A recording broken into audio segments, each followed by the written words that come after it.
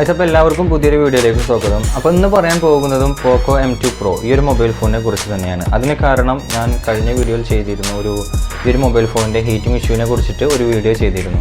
അപ്പോൾ ആ വീഡിയോയിൽ വന്നൊരു കമൻ്റ് ആയിരുന്നു. ആ കമൻറ്റ് ഇപ്പോൾ നിങ്ങൾക്ക് കാണാൻ സാധിക്കും. ഈ ഒരു കമൻറ്റ് കാരണമാണ് ഇന്നത്തെ ചെയ്യാനുള്ള മെയിൻ കാരണം എന്ന് പറഞ്ഞു കഴിഞ്ഞാൽ, അപ്പോൾ ഈ ഒരു പോക്കോ M2 Pro ഈ ഒരു മൊബൈൽ ഫോൺ നിങ്ങൾ വാങ്ങണോ, ഇതിന് ഹീറ്റിംഗ് ഇഷ്യൂ ഉണ്ടോ എന്നാണ് ഇന്നത്തെ വീഡിയോയിലൂടെ ചർച്ച ചെയ്യാൻ പോകുന്നതും നിങ്ങളോട് അതിനെക്കുറിച്ചാണ് സംസാരിക്കാൻ പോകുന്നത്. അപ്പോൾ നമുക്ക് നേരെ വീഡിയോയിലേക്ക് പോകാം. Let's start the video.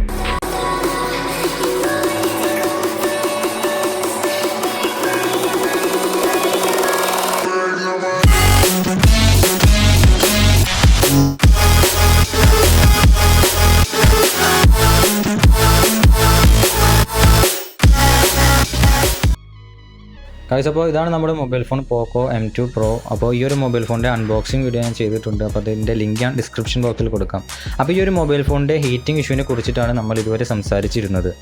അപ്പോൾ ഈ പോക്കോ M2 Pro എന്ന മൊബൈൽ ഫോണിന് ഹീറ്റിംഗ് ഇഷ്യൂ ഉണ്ടോ എന്ന് ചോദിച്ചു കഴിഞ്ഞാൽ തീർച്ചയായും എനിക്ക് കിട്ടിയ ഈ പോക്കോ M2 Pro മൊബൈൽ ഫോണിന് ഹീറ്റിംഗ് ഇഷ്യൂ ഉണ്ട്. പക്ഷേ ഈ സെയിം മൊബൈൽ ഫോൺ ഉപയോഗിക്കുന്ന രണ്ട് പേരും 15 മിനിറ്റ് വീഡിയോ റെക്കോർഡ് ചെയ്ത് ടെമ്പറേച്ചർ നോക്കിയപ്പോൾ അവർക്ക് നോർമൽ വാല്യൂ ആണ് കാണിക്കുന്നത്. 35-37 ഡിഗ്രി സെൽഷ്യസ് ആണ് കാണിക്കുന്നത്.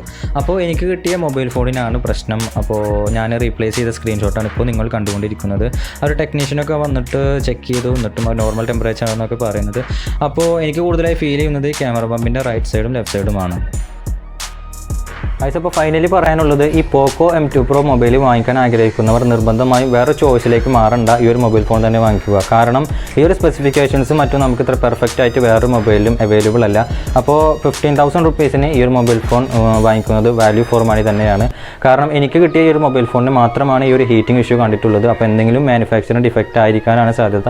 അപ്പോൾ അത് വരും കാലങ്ങളിലെ അപ്ഡേറ്റിലൂടെ ഒക്കെ ശരിയാവുമെന്ന് വിചാരിക്കുന്നു. അപ്പോൾ ഇനി പറയാനുള്ളത്, ഈ ഒരു ഇഷ്യൂ നിങ്ങൾക്ക് ആർക്കെങ്കിലും നേരിടുന്നുണ്ടെങ്കിൽ, ഹീറ്റിംഗ് ഇഷ്യൂ കണ്ടിട്ടുണ്ടെങ്കിൽ ജസ്റ്റ് ഒന്ന് കമൻറ്റായി രേഖപ്പെടുത്തുക.